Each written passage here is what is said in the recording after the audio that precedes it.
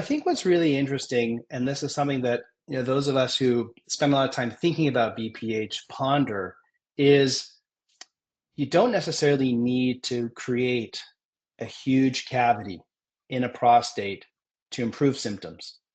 When you look at the flow improvements of these mists, they're really quite modest.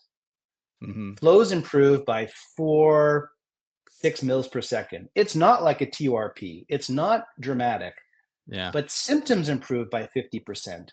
And so the theory is that you only need to open up the prostate a little bit to improve symptoms. And you don't need to create a huge cavity.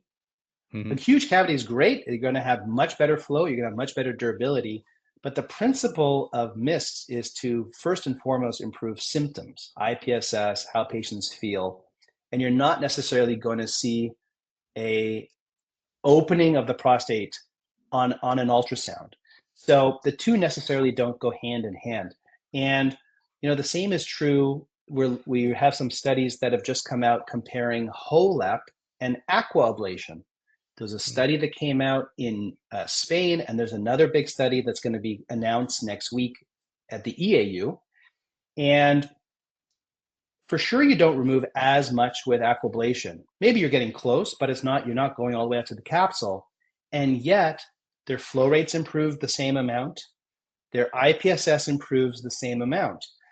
So the question is, do you need to remove all the Yeah. adenoma to have this degree of improvement? The answer is no. You could do an aquablation where it removes a portion. Maybe it's 50%, maybe it's 80% of a HOLEP, but symptomatically and flow-wise, you're going to improve the same. So what we do to the prostate doesn't always translate to how men feel. And so I think that's a super interesting area for research and us to think about.